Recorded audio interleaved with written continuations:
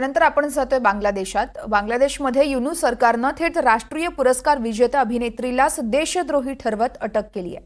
देशविरोधी कारवाया रोखण्यासाठी हे पाऊल असल्याचं सांगितलं जात असलं तरी ऑपरेशन डेव्हिल हंटच्या नावाखाली सरकार कोणाचा आवाज दाबण्याचा प्रयत्न करतंय हा खरा प्रश्न इथं निर्माण झालाय।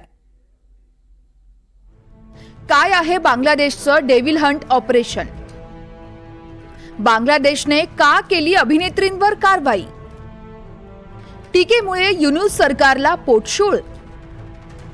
शेख हसीना सत्तेमधून पायउतार झाल्यावर अस्थिर बांगलादेशमध्ये मोहम्मद युनूस सरकार सत्तेत आलं खरं, पण या सरकारला देशात शांतता असल्याचं सिद्ध करण्यासाठी आपल्याच नागरिकांचा आवाज चिरडण्याची गरज भासतीये।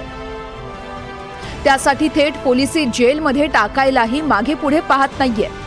आता तर बांगलादेशमधील 2 प्रसिद्ध अभिनेत्रींना देखील पोलिसांनी अटक केली आहे। या 2 अभिनेत्री आहेत मेहर अफरोज शॉन आणि सोहना सबा। या दोघींना राहत्या घरातूनच उचलण्यात आलंय। त्यांच्यावर देशद्रोहाचा ठपका ठेवला गेलाय। त्यांचा गुन्हा केवळ एवढाच की त्यांनी सरकारच्या धोरणावर टीका केली होती। आधी मेहर अफरोजला बांगलादेशच्या डिटेक्टिव्ह ब्रांचच्या अधिकाऱ्यांनी धामंडी लेनमधील घरातून उचललं आणि त्यानंतर चौकशी सुरू असतानाच कोणत्याही कारणाशिवाय मध्यरात्री 1 वाजता अभिनेत्री सोहना सबाला ताब्यात घेतलं गेलं। या दोघींची चौकशीनंतर सुटका केल्याचं डीबीने सांगितलंय। बांगलादेश सरकार आपल्या या कारवायांचं समर्थन करतंय। बांगलादेशच्या गृह मंत्रालयाचे सल्लागार लेफ्टनंट जनरल जहांगीर आलम चौधरी सांगतात, डेव्हिलचा अर्थ काय असतो? याचा अर्थ सैतानी ताकद, जे लोक देश अस्थिर करत आहेत, कायदे तोडत आहेत, गुन्हेगारी कारवायांमध्ये सहभागी आहेत, त्यांनाच हे ऑपरेशन टार्गेट करेल। ऑपरेशन डेव्हिल हंट हा बांगलादेशमधून आपल्या राजकीय विरोधकांना हटवण्यासाठी केलेली एक नवीन खेळी आहे असं जर आपण म्हटलं तर ते चुकीचं ठरू नये। शेख हसीना ह्या येणाऱ्या काही काळामध्ये बांगलादेशमध्ये पुन्हा परततील आणि आपल्या आवामी लीग या पक्षाला नवसंजीवनी देतील अशा काही बातम्या सध्या पसरू लागलेल्या आहेत आणि त्याच्याच अनुषंगानं आवामी लीगचे कार्यकर्ते असो त्याचबरोबर काही नेते असो यांच्यावर धडक कारवाईच्या माध्यमातून त्यांना नामोहरम करण्यासाठी आता ऑपरेशन डेव्हिल हंटची खेळी सध्याचं मोहम्मद युनूस सरकार आणि त्यांचे साथीदार खेळताना दिसत आहेत। मेहर अफरोज शॉन आणि सोहना साबा अवामी लीगच्या नेत्यांना भेटल्याची चर्चा दबक्या आवाजात सुरू आहे। त्यामुळे या दोघींनी सध्याचं युनूस सरकार अस्थिर करण्याचा कट रचल्याचा संशय आहे।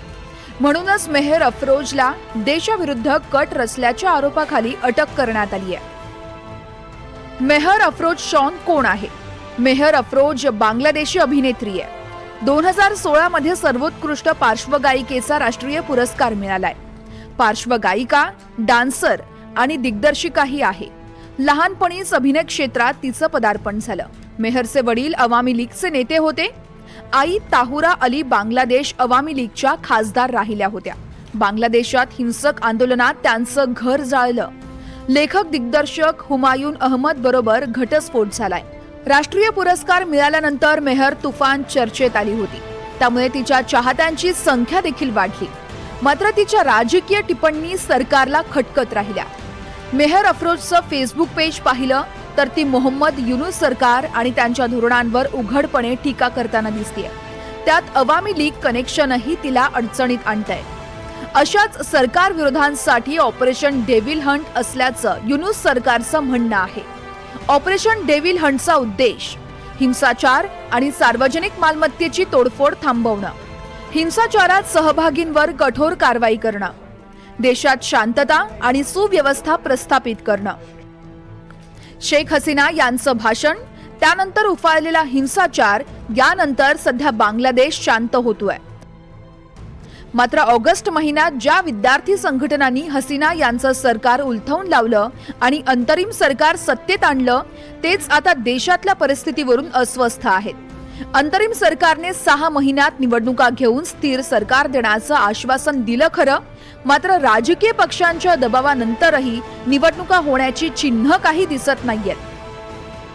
उलट आता मतदारांच्या वयाची अट 17 वर्षांची करण्याचे अंतरिम सरकारचे प्रयत्न आहेत।